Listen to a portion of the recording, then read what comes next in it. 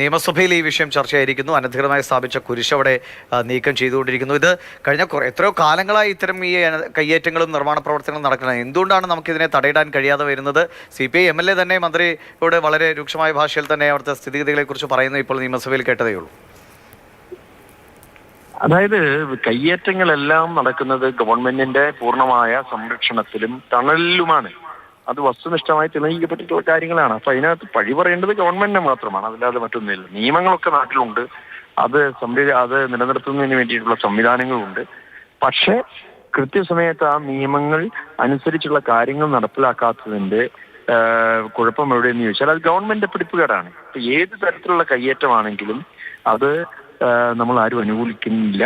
അതിനെ ഒഴിവാക്കേണ്ടതാണ്, അതിന് വേണ്ടിയിട്ടുള്ള നടപടി സ്വീകരിക്കേണ്ടതാണ്, കുറ്റക്കാർക്കെതിരെ നടപടി സ്വീകരിക്കേണ്ടതാണ്. അതിനകത്ത് യാതൊരു സംശയമില്ല. പക്ഷെ എല്ലാ അർത്ഥത്തിലും ഈ നിയമങ്ങളെല്ലാം കാറ്റിൽ പറത്തിക്കൊണ്ട് മാഫിയ പ്രവർത്തനം നടക്കുന്നുവെങ്കിൽ കുരിശൊക്കെ സ്ഥാപിച്ചുകൊണ്ട് ഇങ്ങനെ മതചിഹ്നങ്ങളൊക്കെ ഉപയോഗിച്ചുകൊണ്ട് ഈ കയ്യേറ്റങ്ങൾ സംരക്ഷിക്കാൻ ആളുകൾ ശ്രമിക്കുമ്പോൾ കുറച്ചുകൂടി കടുത്ത നടപടികളല്ലേ ഇക്കാര്യത്തിലൊക്കെ വേണ്ടത്? ഇപ്പോൾ പറയുമ്പോഴും ഈ ഇതൊക്കെ ചെയ്ത ആളെക്കെതിരായി ഒരു നടപടികളും എവിടെയും എടുത്തിട്ടില്ല.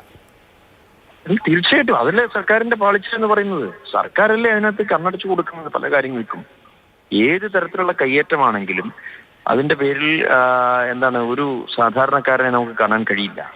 അപ്പൊ അത് സർക്കാരിന്റെ പൂർണ്ണ സംരക്ഷണത്തിൽ വന്നിട്ടുള്ള ഒരു പാളിച്ച തന്നെയാണത്. അത് ഈ XOR Y എന്ത് ഇതെന്നുള്ളതല്ല അതിനകത്ത് നോക്കേണ്ടത്, കൃത്യമായി അതിനകത്ത് നടപടി സ്വീകരിക്കുക എന്നുള്ളതാണ്. ശരി, വളരെ നന്ദി ശ്രീ ഡീൻ കുര്യസ് പ്രതികരണം.